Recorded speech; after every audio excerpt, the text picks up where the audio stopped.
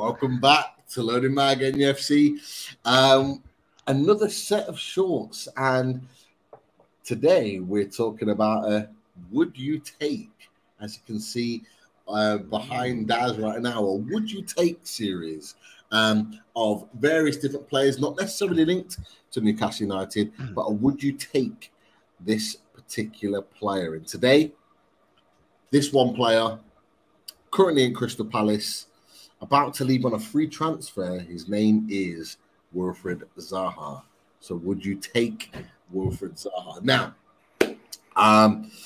he's been well linked with Newcastle over the years. Left-hand sided attacking midfielder. Been their linchpin for so many seasons. Been their key to them staying in the league, as many Crystal Palace fans have said. But again, would you take Wilfried Zaha? So first of all, let's come to the boys to get their opinions. Daz and Chris, I hope you're all well. And look, I'm going to be honest with you. Would you take Wilfried Zaha? Daz, I will start with you. Okay, for Zaha, and as you alluded to there, Pete, like 10 years ago, I would have snapped your hands off and taken Wilfried Zaha, because we were heavily linked with them back in the Mike Ashley years. But then Man United swooped in and they claimed him about 6 months after. Now, it didn't really work out for Man United, and he didn't have a great time under the Moises. I say it like that. I'll say no more. But of course, this season he's played 27, 7 goals and 2 assists. I probably have more assists, to tell you the truth. Would I take him? Would I take him?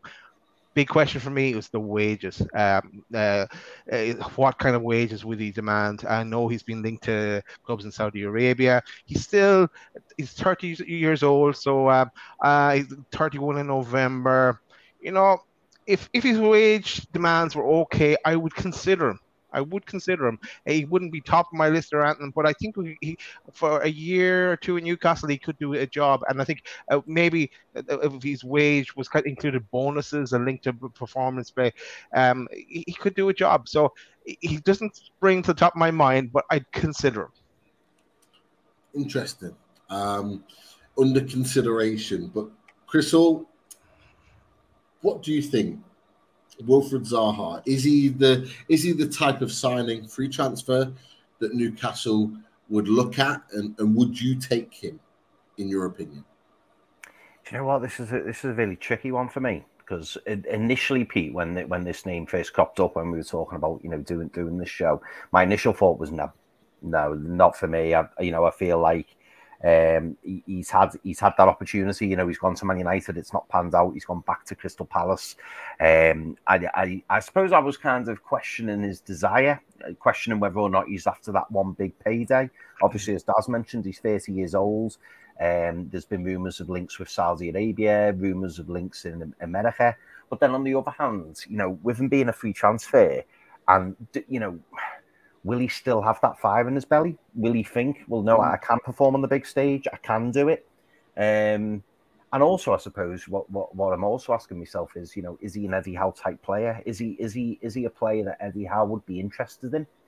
And it's difficult to call for me, because with Zaha, he's very much a big fish in a small pond at the minute. And then obviously when he went to Man United, it reversed, and we saw that it kind of swallows him up a little bit. And maybe you could argue he never got the opportunities, never got the chance at Man United. But I think if he was a free transfer, and he'd be willing to come in on modest wages, and when I say modest, I'd be talking like somewhere, I don't know, anywhere between, say, 80 and 120 grand a week. I know he's a free transfer and he can probably ask for those higher wages, but anything north of 120, I wouldn't really be interested in, if I'm honest. But I think he's still got something to offer. I think on a free transfer to beef the squad out, he would be an interesting one. He's got the Premier League experience. I think he's got a good attitude, good character. We saw, haven't we, that over the past few seasons that he's always been linked with moves away, and they've not quite panned out. I think he was linked with, I'm sure it was Tottenham, and then a move to Everton fell through as well, didn't it? When Everton just had their takeover, and Yeah, no. You know what? I always get called out for bringing that up, but Chris.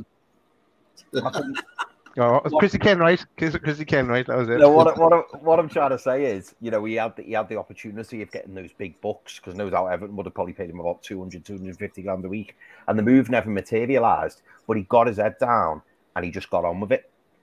So from that point of view, you know, I do like his character, and I do think he would be someone who was kind of, if he did join Newcastle, he'd be like, right, Champions League, got to prove myself, show that I can do it at the top level. So maybe I could be persuaded, is what I'm saying, Pete. Maybe I could be persuaded. It's an interesting one because, you know, with the new owners and with the potential players that we've been linked with, we are looking at that higher caliber, and in particular, Dan Ashworth is looking at the player to make a new start. Now he is 30 years old, as what's already been said. You know, some people say, you know, he's too old and he's not got that experience of playing at the highest level. But, you know, 7-8 goal contributions this season. He is still proving that he can have an influence in a Palace side. And the fact that he's been linked with PSG and then moved to Saudi says that people still rate him and they still kind of, you know, they see him as a talented player that can still make the difference. And looking at him in a little bit more detail, there's some kind of comparisons that we've got here. So I've managed to kind of put up on here with Alan St-Maximin. And what you can see there, from Alan St-Maximin's point of view, that, you know, technically Alan St-Maximin is outperforming him.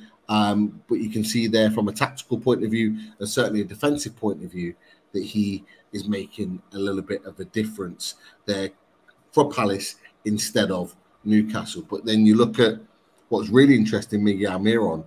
I was really surprised. I didn't realize how similar they were in terms of their ability. Now, we laud Miguel Almiron for his work rate and his defensive ability and his ability to work hard off the ball.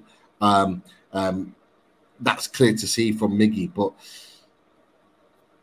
Wilfried Zaha's attacking and creative outlet is higher than his. Is that something that maybe we need to consider, or is it something that maybe, you know, we need to be looking at a higher caliber player? What do you guys think from those two comparisons that we put out there? Is that enough from what you've seen to think that he, even on a free transfer, is still a viable option for Newcastle? For me, yeah, I think we should be looking at a higher caliber player and a younger player and someone that can grow into the squad as well. But it's all about FFP and managing the outlay that we're going to have this summer, and also trying to build out our squad for competing in more competitions. So, yeah, it would not be top of my list for sure. But if it's to bulk out our squad a bit, I would. That's pretty much what I said earlier. I'd consider him. But is he an Eddie Howe player? That's the big question. And I know, Chrissy, you alluded to that just before we come on as well. Is Wilfried Zaha someone that Eddie Howe would look to? I have my doubts on that one. Chris, would you agree with that one? I'm going to throw another one on there. Jacob Murphy. We talked about Jacob Murphy. You know, very, very similar in terms of their output. Only slightly better than him, and we see Jacob Murphy as more of a backup. Does that kind of make your mind up in terms of what he's capable of and whether we should go for him? Yeah, I mean, I suppose it's hard to judge as well, isn't it? Because let's be honest, when we've spoken on previous shows, we've talked about players and, you know, the fact that if they came into a more attacking side or a more dominant side, in which Newcastle most definitely are compared to Crystal Palace, would we see more of Wilfried Zaha and what he can actually do?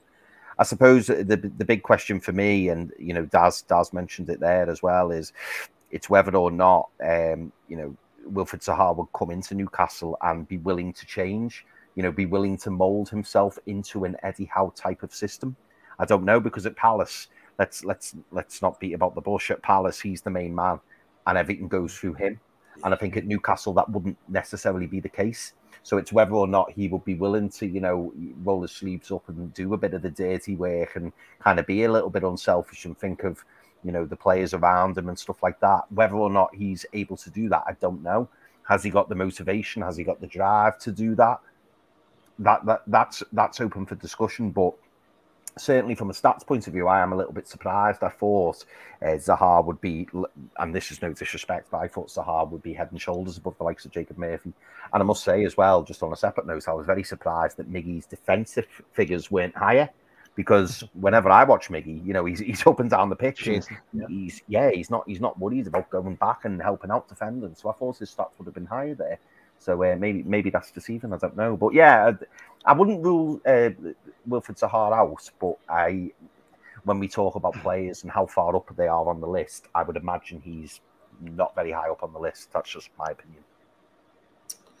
Nah, go and that's add to it. No, I was going to say, and I don't know where you're going next week, but I was going to say, hand on heart, do you think he's going to be wearing a Newcastle jersey come the end of the transfer window?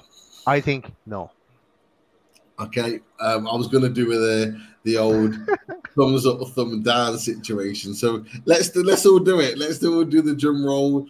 Let's get out there. 1, 2, 3. Oh, the three. Yeah, he's not coming to Newcastle. However, he is a viable option for a club out there. And if we're looking to build, I don't think he's going to be an option personally. But as always, would you takes?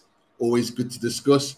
If you haven't already, put your comment in the comment section on whether you would take Wilfried Zaha and throw any questions to us about what you think about that potential transfer if it was to materialize. Of course, if you haven't subscribed and liked this channel, make sure you have done.